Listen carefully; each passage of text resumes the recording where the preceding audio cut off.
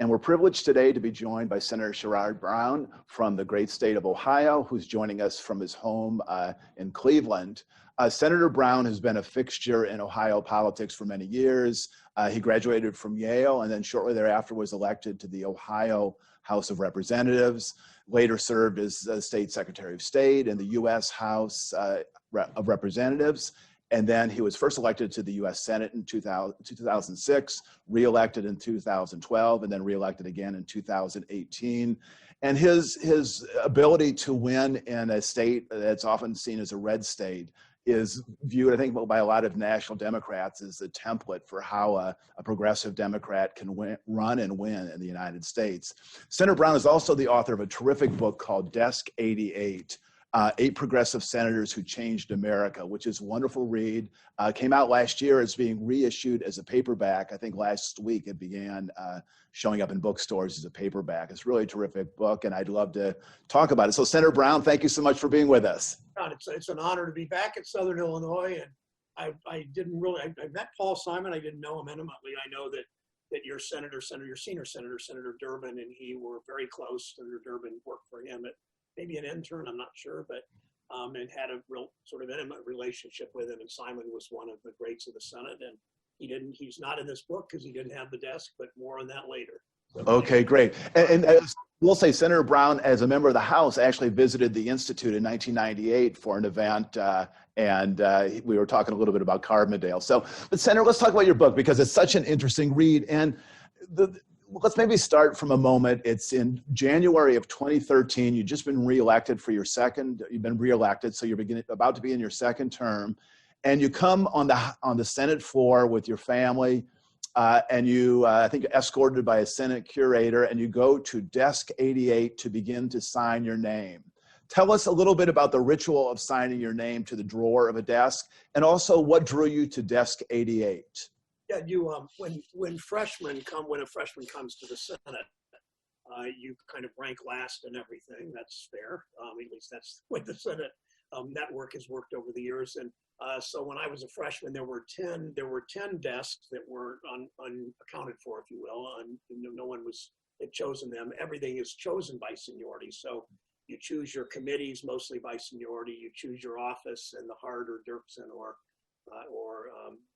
Russell buildings by seniority, and you choose your desk on the Senate floor. So I walked around, and someone had told me that senators carve their names in their desk drawer if they choose to during or at the end of their service. And so I pulled out if you look at the desks that were not yet spoken for, and about the 4th desk I looked at, it said McGovern, South Dakota; Hugo Black, Alabama; Al Gore Sr., Tennessee, and then it said Kennedy, no first name, no state. So Ted Kennedy sat nearby, and I said, "Ted, come here a second." This was originally back in 2007. And he walked over, and I pointed to him, and I said, "Which brother is this?" And he said, "Well, it's got to be Bobby's because I have Jack's desk." So I figured he gets first choice, right?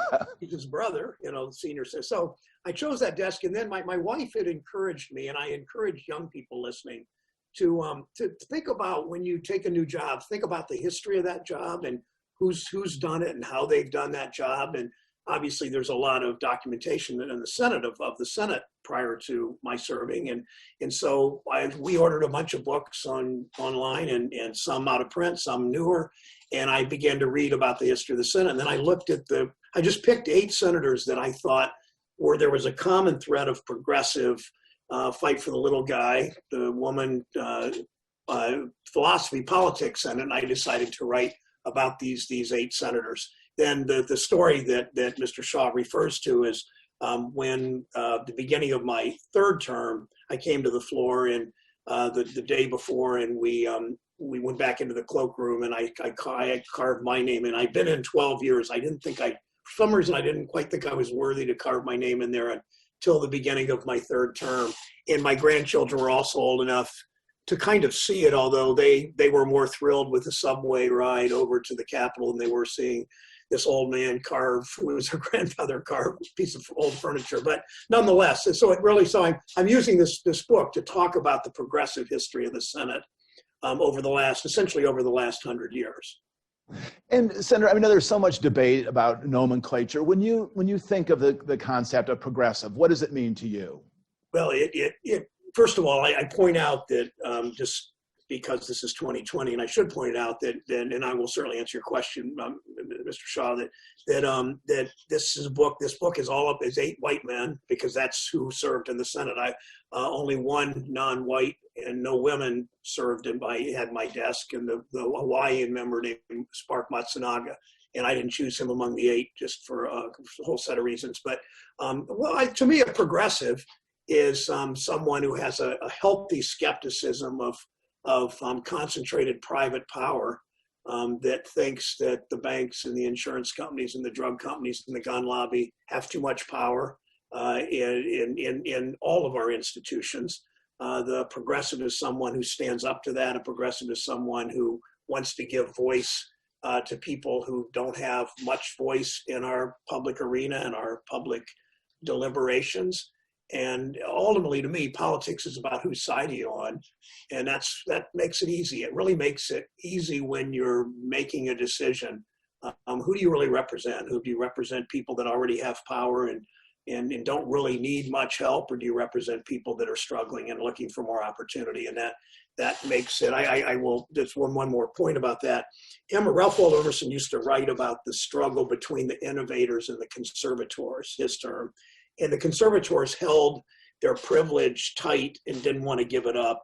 The innovators wanted to move the country forward. And that's really the story of politics and government, and the struggles of those who have privilege trying to protect their privilege, and others trying to share that privilege and opportunity. And that's what most of what you would call partisan fights, or our political differences, most of it stems from that.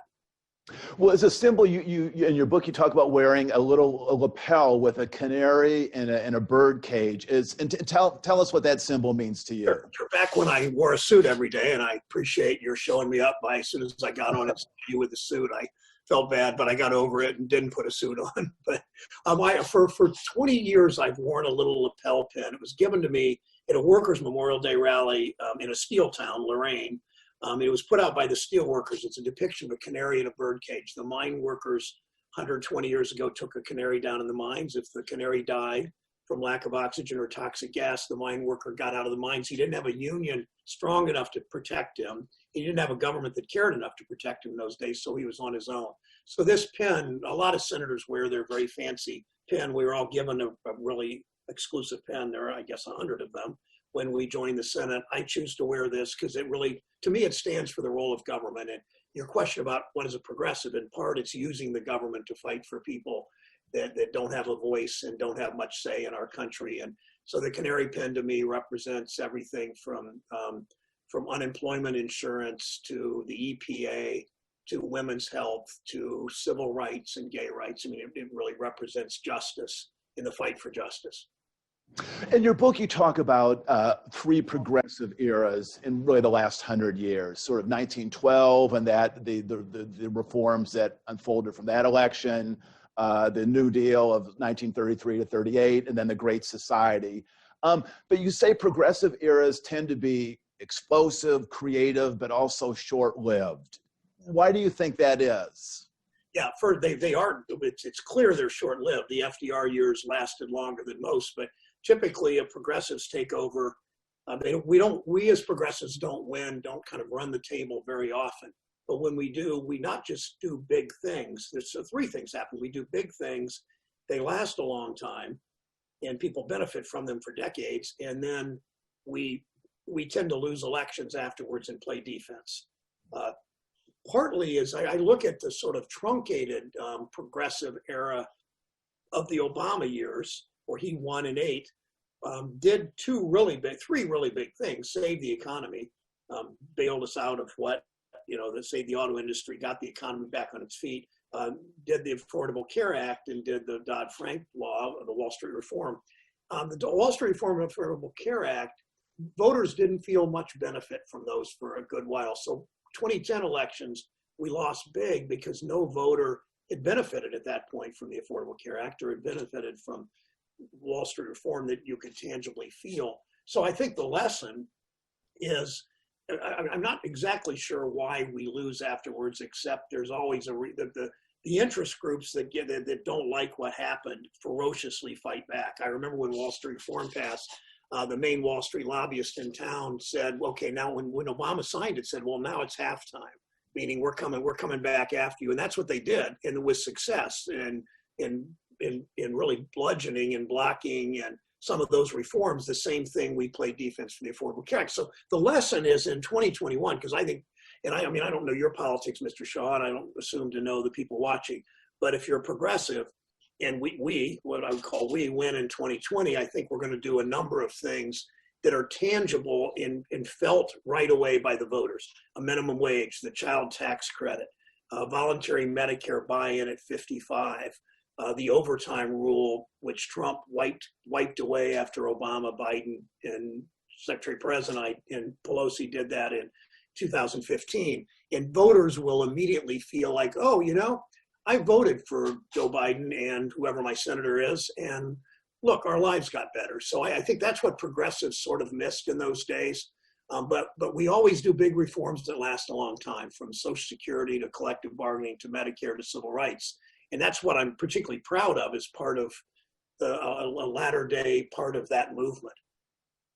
Well, let's talk about a couple of the people you profile and then kind of circle back to 2020. And let's talk about, you mentioned in passing, Hugo Black. We think of him on the Supreme Court, complicated man, complicated history. Why did he make your list? Well, he made the list because he was a great progressive, but he didn't start out that way. And there are a number of these 8 senators who didn't start out as particularly progressive. Some of them had an embarrassing early professional beginning. Hugo Black was the most prominent among. He's the first in the book. He was Roosevelt's first nominee to the Supreme Court. He came to the Senate from Alabama in 1926. He had been a member of the Ku Klux Klan. He renounced that soon after the election. He also acknowledged in only whites voting in Alabama in 1926. It helped him get elected. He said Alabama voters were either part of the big mules, and the big mules were the power companies, MULES, power companies, the mining companies, the steel companies, and the Ku Klux Klan were much of the rest, but certainly not all the rest. But he thought that's how he needed to do to get elected. He renounced it. His first term was, he continued as a segregationist, but by his second term, he became, as someone termed him, the most radical member of the Senate. He was not great when it comes to race, and that's how I judge a lot of things in this world. So that he later was much better. But what he did in his second term was he wrote labor law, minimum wage, 8-hour workday with Senator Wagner. The overtime rule came out of that, collective bargaining. And then when he was on the Supreme Court, we know he was a big part of Brown v. Board of Education. He was, after the Brown v. Board of Education that integrated the schools, not exactly immediately, but Hugo Black, as a law graduate from the University of Alabama, he was burned in effigy. He was disinvited to his law school commencement, and then he was burned in effigy for his role in civil rights. So I think he always tried to make up for the very heinous beginning of joining the Klan. Well, another senator you profile, and I have to say my favorite one, Glenn Taylor, the singing cowboy. What was he, 1-7 in races? I mean, there was, tell us about him. And my guess is not, 1 out of 10 of you watching at most knows who Glenn Taylor was. And I didn't know who he was either. I just started looking through this list of senators, and he is the most intriguing and most interesting, just from a human perspective. I think he was an itinerant singer. He and his wife his name's Glenn Taylor. Her name was Dora Taylor. They had the Glenn Dora Singers. They went around Idaho performing and passing the hat in the 20s and early mid 30s. Their son was named A-Rod, Dora, like the baseball player Dora spelled backwards. I reached their son. Only of the 8 senators, the only one I knew was McGovern, and I got to talk to George McGovern a number of times. I got to know him sort of well in the last 10 years of his life. But Taylor, there's almost nothing written about him. One book about him, one book by him. But his son, I Googled, I'm not all that great at social media research. I read literally 150 books for this book. but social media ain't my strength. But one of the things I did locate his son, Sherrod, who was a retired dentist in Orange County, California. He was suspicious at first when I called him because he said that he just didn't trust me because his dad was very progressive. His dad took on the civil rights issue in a big way, took on Southern segregationist Democrats right from the start. He was elected in 44. He lost, as Mr. Shaw pointed out, he lost by far more races than he won. He won one race. And then in 1948, 2 years from re-election, he joined the Henry Wallace presidential ticket. He was the vice president. So he was, and he campaigned all over the country, including, he went to Alabama and campaigned in front of integrated audiences, which was not a safe thing to do in those days. So I called Sherrod and talked to him about it and talked for about an hour. And he told me that his dad went to, when he was in Birmingham campaigning in 1948, was arrested by someone named Bull Connor, who was the sheriff of Birmingham. And Bull Connor, as we know, was the heinous, I've used that word twice now, I guess, creature who turned the fire hoses on the demonstrators, the protesters, and did horrible things. And Glenn Taylor, the sheriff, Bull Connor, put Glenn Taylor in jail overnight, the vice presidential candidate, for breaking Alabama mores and laws. And what his son Sherrod told me is my dad was in the Birmingham jail a dozen years before Martin Luther King wrote the letter from the Birmingham jail when Dr. King was still in high school. And Sherrod was proud of his dad for that, as he should have been. Then he lost in 1950, victimized by McCarthy. I mean, he and Claude Pepper and a number of Red Pepper, as they called him, and a number of senators were washed out by McCarthy reaction to communism. Another one that was interesting to me was Herbert Lehman, who had been the governor of New York, author of what you called the Little New Deal. But he said something that I think might have kind of a broader application. You said, he said, and he lost probably more than he won. He said, a fight is worthwhile even if you know you're going to lose it. It's the only way to crystallize attitudes and educate people. In the end, I've seen many hopeless causes win out. And that would be Herbert Lehman and civil rights, because Lehman is the son and nephew of the Lehman Brothers, the company in New York that imploded. I sort of used, one of the reasons I wanted to write about him was because I began the writing in 2010 around the time Lehman Brothers collapsed, and the President Obama and the Senate and the House essentially tried to put all this back together with the economy and set the economy on a long time course for 10 years of growth until the pandemic and what I would call Trump mismanagement of it. But Lehman was a very wealthy man. Lehman was a Democratic contributor, always active. And then he decided to run for lieutenant governor with FDR. And then when he became governor and FDR became president, he really kind of did a New Deal a little bit, sort of the same time or earlier than FDR did. He had a he had a pretty cooperative legislature for a while, but Lehman, when he went to the Senate many years later after being governor, he lost once for the Senate, then won. He was mostly about civil rights, and he knew the segregationists of the South made fun of this Jewish sort of intellectual from New York, this very liberal Jewish intellectual who kept talking about civil rights, the Southern white segregationists in his own party. Unfortunately, those segregationists were in the political party I'm in now, and that fortunately the people that think that way have left, and they're now Republicans overwhelmingly. But Lehman would take them on, and he knew he would win eventually. He was old enough that he left, though, in 1958 or 60. Can't remember, I should know that. And did not won those fights, but continued to make those fights. And he knew that, as progressives do, you sometimes the time's not right. You keep fighting. Eventually, you really do believe human nature will come to the right conclusion, and did on civil rights. Still really hasn't. But Lehman didn't see many of those victories, but he knew the importance of it, and he was willing to lose time after time on the Senate floor. You also write about Al Gore Sr. and just what he did in Tennessee on opposing the Southern Manifesto, ultimately opposed the Vietnam War. But you write him interestingly. You say Gore, like many politicians, got braver late in his career. Long-serving senators develop a certain maturity about what really matters. Presidential ambition tends to fade. there is often greater political security after several electoral victories, and a simple, why am I here attitude begins to take over.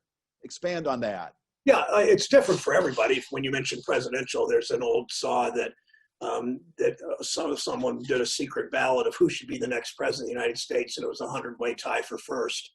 Because everybody's got a little of that ambition. Some act on it, some don't. But Gore did want to be president. He looked around and saw these other senators that were thinking of running for president or actually did, and he thought, I'm as good as they are, which is human nature.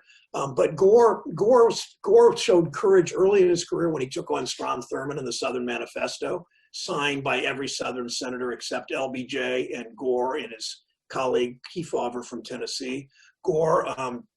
But Gore then in '64 got spooked by racist political forces in his state to the disappointment of his son, the future vice president, and his daughter, a little bit older than his son. To their disappointment, Gore voted against the Civil Rights Act in '64. He won re-election compellingly in '64.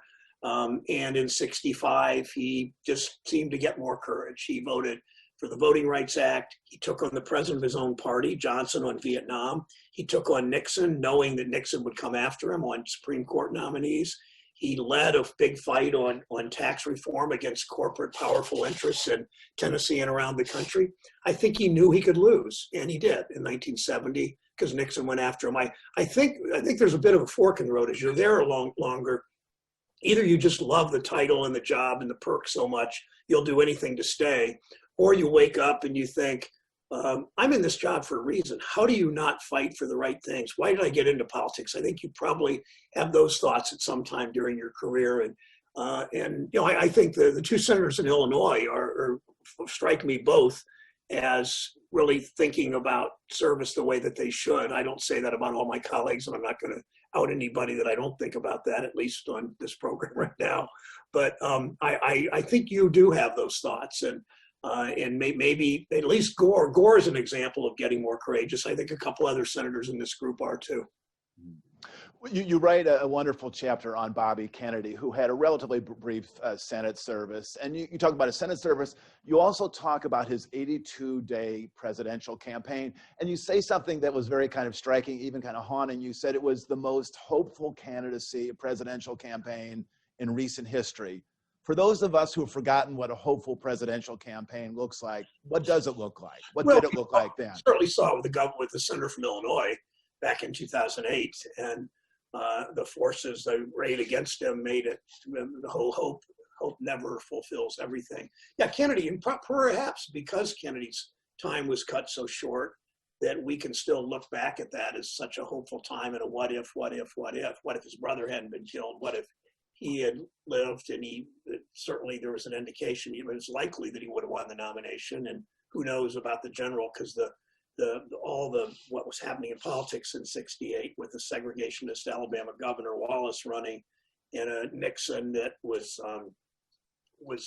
win at all costs, as I guess most presidential candidates are in the end.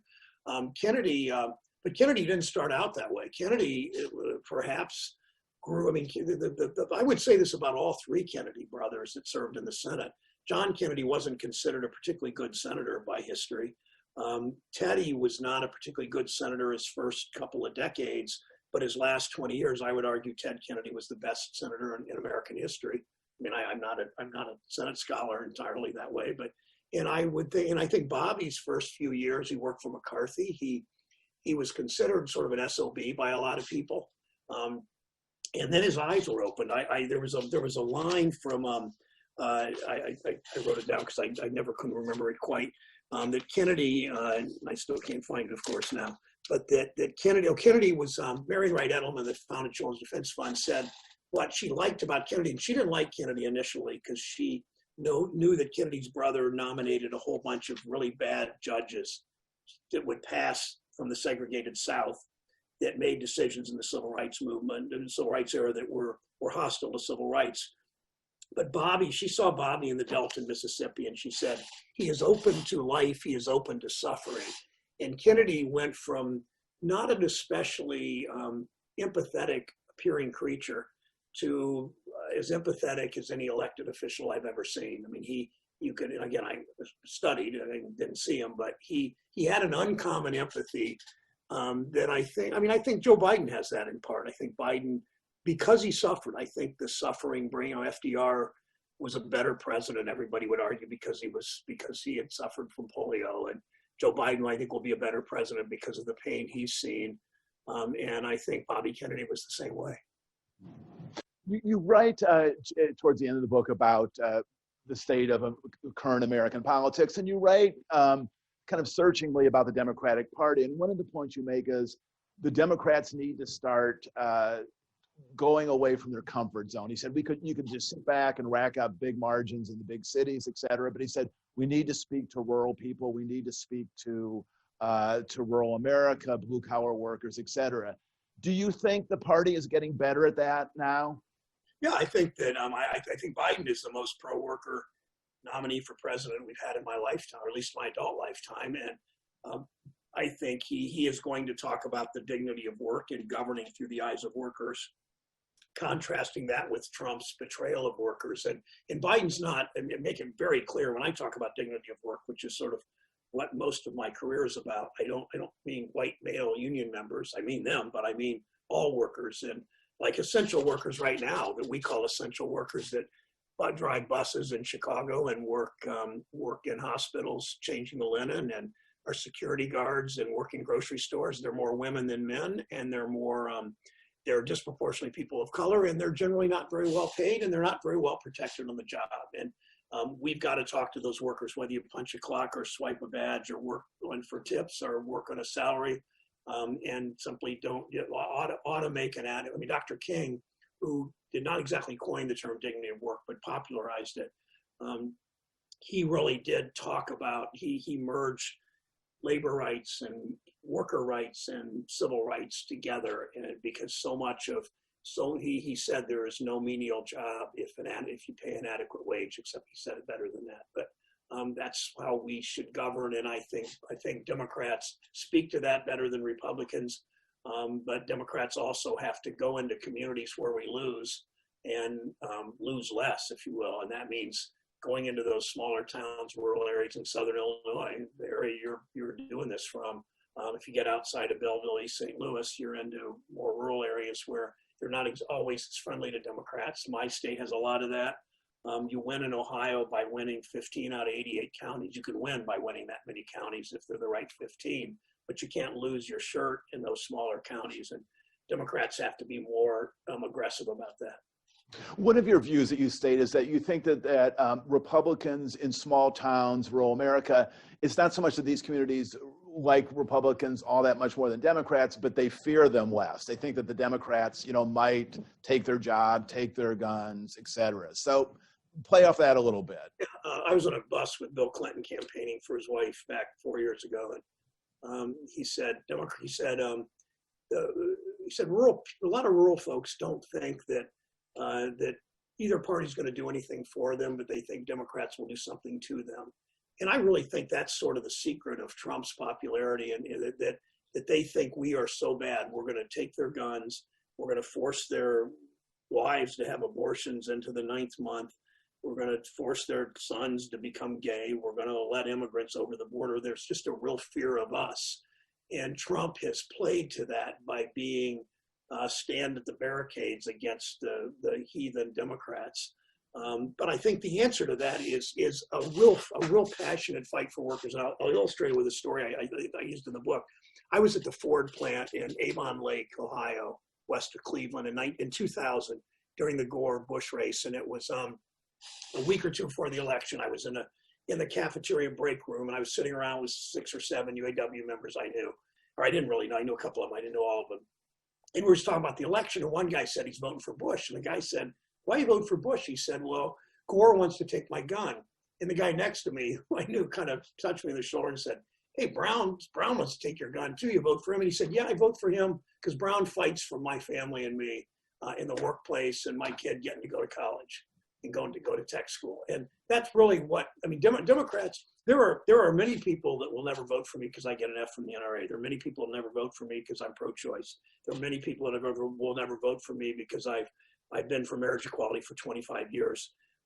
Okay, that's a third of the vote, but there's another good sliver of people that hold those positions, but if they see me fighting for their families and fighting for workers in the workplace and fighting for opportunity for their kids, they'll vote for a progressive like me, and that's where we need to go. And they're in Chicago, they're in Cook County, they're in East St. Louis, they're all over the place. They're rural, they're urban, but they're a big swath of voters that we need to talk more aggressively to. Well, how do you see the political landscape now? How does this race look to you?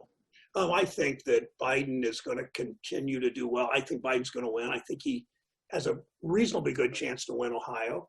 If he wins Ohio, it's an electoral college landslide. Just to kind of recap, the 3 states that everybody's paying attention, 4 states are Florida, where Trump won by 1, Michigan, Pennsylvania, Wisconsin, where Trump won by 1, Great Lakes states.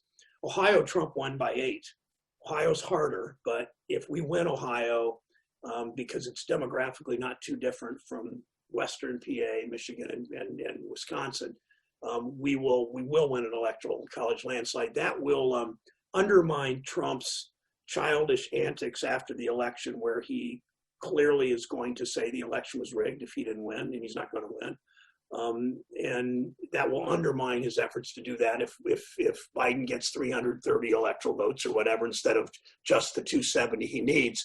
And also make it easier to govern next year, where people think, oh, it was a decisive election, so the voters spoke loudly and emphatically. And that's my pitch to the Biden people about why Ohio is so important to play in. They're playing in Ohio. They're spending more, of course, in Wisconsin, Michigan, and Pennsylvania. They're spending little in the state of Illinois, because that's a state that nobody questions, that, including the Trump people, that Biden will win. Tell us a little bit about, you're in line to be chairman of the Senate Banking Committee. I mean, connecting with some of these progressive themes, and also playing on the theme that sometimes progressives overreach, try to do too much. I mean, do you have 2, 3, 4 things that you'd love to just really focus on if you were the chairman of the... I'll start with this, and it's probably my favorite quote. It's not my quote, one of my favorite quotes in the book. And I think about this as we take over in January if the Senate goes Democratic. In The Great Gatsby, Fitzgerald wrote, "It was all very careless and confused. They were careless people. They smashed up things and creatures, and then they retreated back into their money or their vast carelessness, or whatever it was that kept them together. They let other people clean up the mess they had made." I think about that, about what Trump and his sycophants and the Senate Republicans have been sycophants. I mean, the history will look very unkindly on my colleagues, and I like most of them personally, on my colleagues who simply have rolled over for Trump. The spinelessness is, I think, unprecedented in Senate history. So we'll see how that plays in Republican parties if they lose big in 2021. But the committee is called Banking, Housing, and Urban Affairs. It's colloquially referred to always as the Senate Banking Committee. I always refer to it as the Senate Banking and Housing Committee. Housing has been, in essence, X'd out of this committee. And it's going to play the major role in the next term.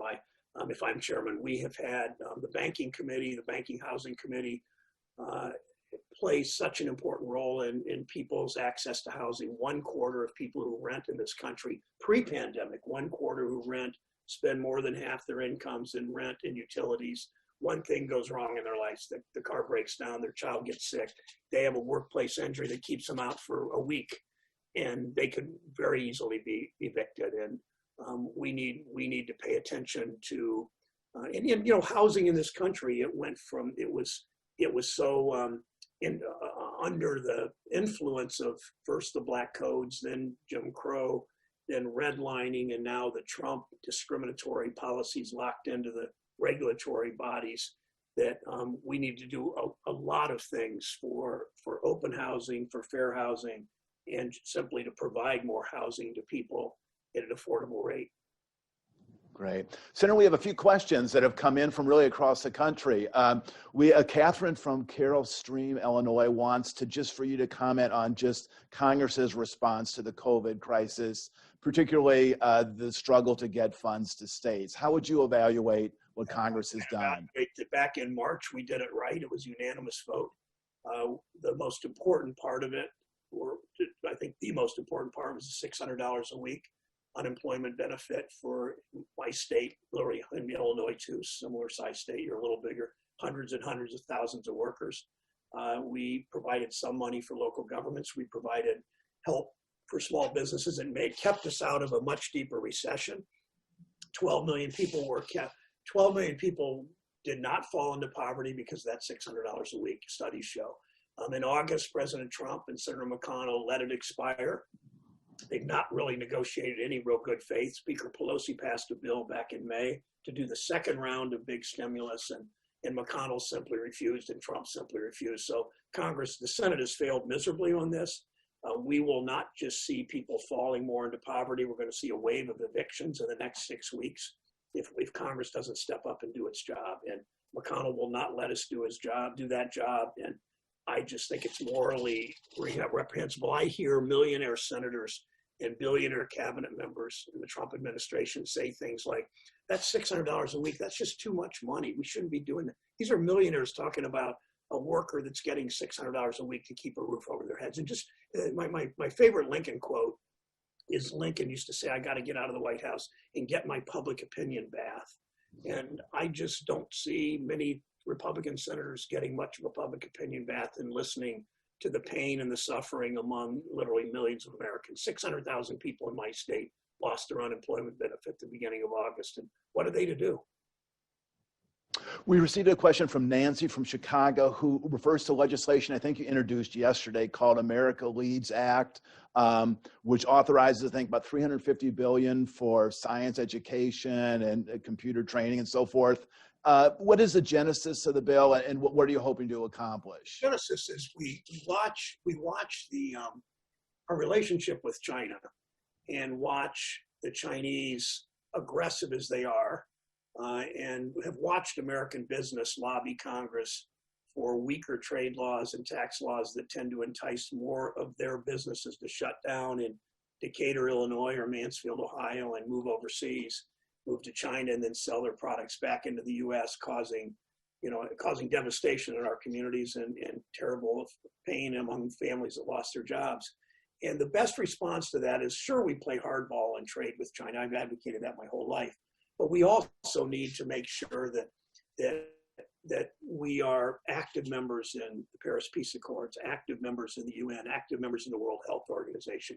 China now is going around the world aggressively with an inferior brand of public health than we've had. And they are playing on a pretty empty playing field because of our withdrawal. And I just think one of the best things, that canary pin you asked about a minute ago, Mr. Shaw, is a lot about public health.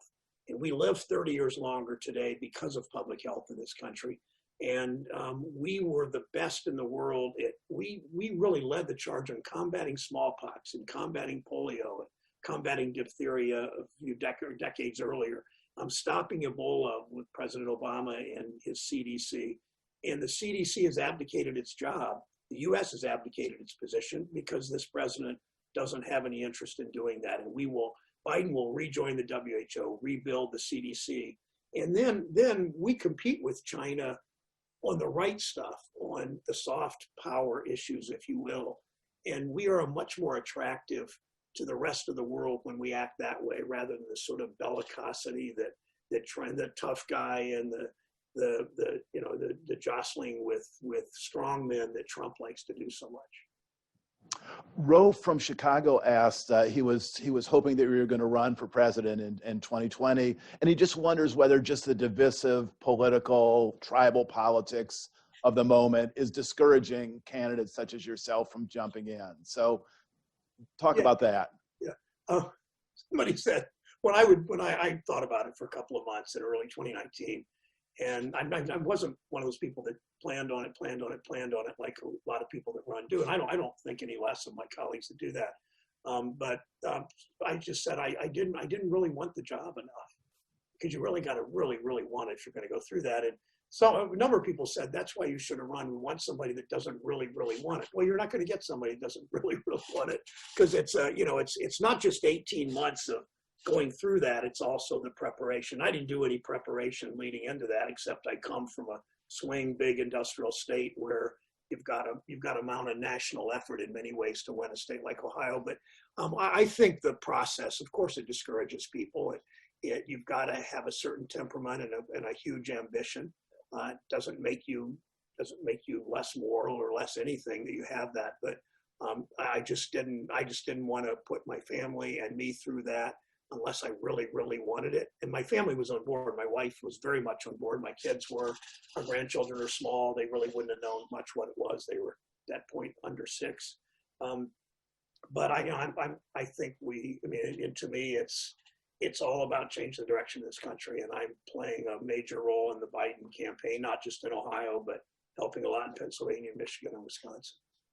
So when Democrats say to you, Senator, how do you do it? I mean, how do you win in Ohio when it's been so sort of not hospitable for Democrats? And you're not someone who's known for, messaging and polling and so forth. I mean, you just sort of lay out your views. You don't change much. What is the formula you think that has worked for you? First of all, put aside that I win by landslides, because I never will. I mean, I won my first race in a really good year, and against a Republican incumbent who's now the governor, and as a friend of sorts. I like him. But I know that I'll never win by double digits because it's Ohio, and that doesn't matter. But so I don't have this secret sauce, as the cliche says, that makes it all that easy. I think it's an authenticity. I think it's I always operate under it's whom you fight for and what you fight against. I try never to make it personal. It's clear I make it personal on whom I'm fighting for. I don't make it personal when I'm running against somebody. I mean, I want to beat them, and I'm going to, I think. But I think if you stand for something, and I think that Ohio workers, that story in the Ford plant where the guy said, I vote for Brown because he fights for my family. I think that's in the end why I win those communities. I also won't, as I said, I won't compromise on guns and choice and marriage equality and civil rights. And so the Democratic base, but I don't move to the middle and try to be all things to all people. I think that my political views are in the majority in my state. I think that I've reached people, even if they don't like my position on guns or on civil rights or marriage equality. Enough of them vote for me because I fight for them and their families. And that to me it's not a big secret. It's what you do. And I think it's how Biden's going to win, frankly.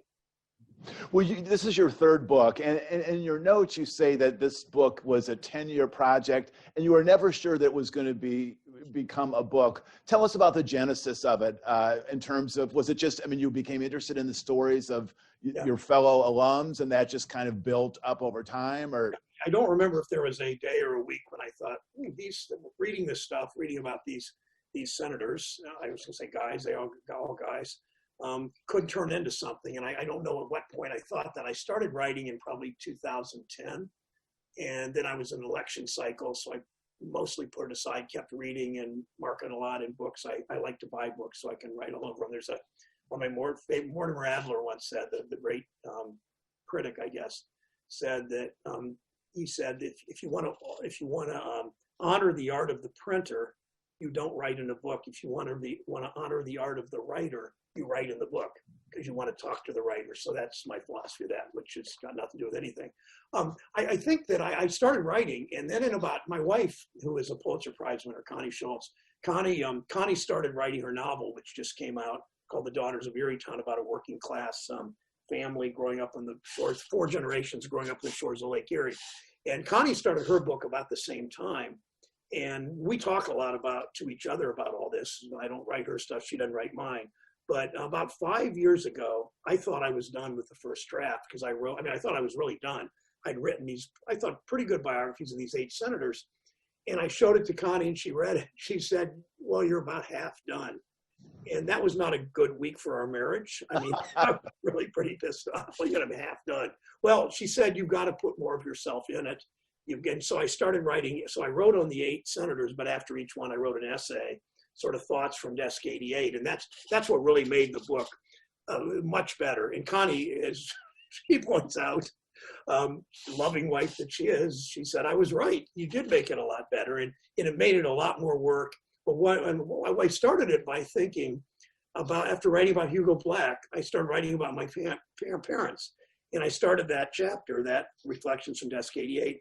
Like Hugo Black, my mother was a daughter of the segregated South. And it got me thinking a lot about my parents and my brothers, and that was my first essay. And then it kind of went from there. But it was, but I have a full-time day job, and I didn't ever think this was a requirement or absolutely certain. It wasn't inevitable. But as I wrote, and then I kind of put it aside for a year or two here and there, and then after the 2018 election, I got really serious about finishing it, and then I didn't have much more rewrite, but just to kind of redo some essays. And your mom is a really powerful figure in this book. I mean, both your parents you speak about with great respect, but your mom was a teacher, a huge advocate for racial equality. Talk about her a little bit. And my mom, as I said, was as a child of segregated South. My mom grew up in Mansfield, Georgia. My dad in Mansfield, Ohio. They met when my mom worked at what became the CIA. She was a secretary there. My dad came back from the war. They met at the Mayflower Hotel in Washington. My dad was a Republican, voted against Franklin Roosevelt 5 times, even though it's questionable how he did it one year, but twice. I won't get into that. The book explains it, but it was 1932, statute of limitations. It was his first vote. But they were very different. They weren't all that. They were different politically. My dad voted for Goldwater in '64 and McGovern in '72. Who did that, right? Where both of them lost in landslides. But my mom told me once, because as a child of the South, she said during all the forced busing controversy in the '60s and '70s, if your listeners that are younger than I may not even know about that, but it was a big, big national issue. My mom said, yeah, I remember forced busing where I grew up, that the black kids would be bused in a rickety old school bus past the new white school to go to an inferior, underfunded black school. And the white South didn't criticize forced busing in those days, but my mom always cared about civil rights. That always is what she died the week after she was in hospice. My wife and I, and my brothers and wives were with her the last 2 or 3 weeks for life, which was something that I will always remember with great gratitude. She died a few days after Barack Obama was sworn in. She was for Obama before anybody else in the family in the primary. And she thought it was the greatest thing for our country. And she's on. And my views of civil rights are absolutely, that's really my entry into politics and really formed by her. My dad was a family doctor that treated patients regardless of their ability to pay. And I got feelings of justice. My sense of justice, I think, from him too. Well, Senator, final question. I know you write about your wife very proudly. As you mentioned, she's a Pulitzer Prize winning writer, was for the Cleveland Plain Dealer, and now writes in a number of venues, has written this novel that I've heard great things about.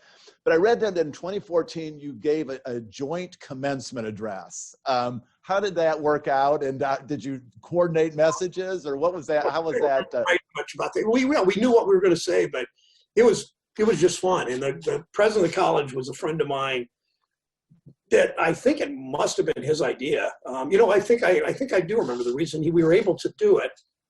I think I was on the ballot that year, and he thought he would get less criticism if he put us both up there. And Connie was so accomplished in her own right, of course. And it was a pleasure to do it. I don't remember great detail about it. I remember the feeling we had is sort of what your memories often are, not the details, but the feeling you had.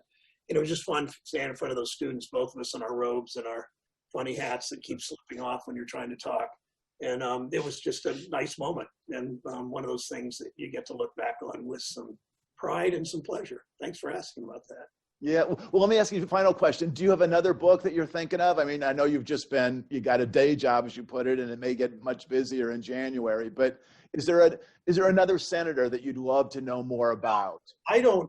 Connie's, my wife, says, you've got another book in you. And I said, I don't know what the hell it is. And she said, it'll come to you. So nothing I'm thinking about. I don't know if it would be about the Senate. But it would, I don't know. I'm always open to writing. It's hard to find the discipline. Successful writers typically, because I like reading about writing, they will often write. They will find a routine to get up. When you wrote your books on Lugar and your books about the transition Eisenhower to Kennedy, you're doing other things too, but you try to write it from 7 a.m. to 11 a.m. every morning. And I've never been able to do that routine. So have discipline in many ways in my life. I probably need more writing discipline, but if I write another one, if it'll take 10 years, I don't know, but nothing in my mind now. My wife's working on her second novel, and she's doing it, but that's, that's the most important day job for her is writing that with all of her other responsibilities. But long answer to a short question. I hope so, but I don't know what and when yet. Great. Well, Senator, thank you so much for your time. This has really been a delightful conversation. And I know you've been to Carbondale before. We'd love to get you back here when travel permits and reintroduce you to Southern Illinois. You seem to know Illinois quite well, but we'd love to have you back. I'd love to, and I hope the politics of my state evolves like the politics of Illinois evolved from 30 years ago. So I appreciate that. It's a pleasure to be here, and thanks for the good work that Paul Simon and all of you do in his memory and what you're doing at SIU. But thanks so much, Mr. Shaw. Great, thank you. And thanks to all of you for joining us for another edition of Understanding Our New World. A copy of this interview will be on our YouTube channel over the weekend, so please tune in and show it to your friends. And thank you for your support, which helps keep the legacy of Paul Simon alive and well. Thank you so much.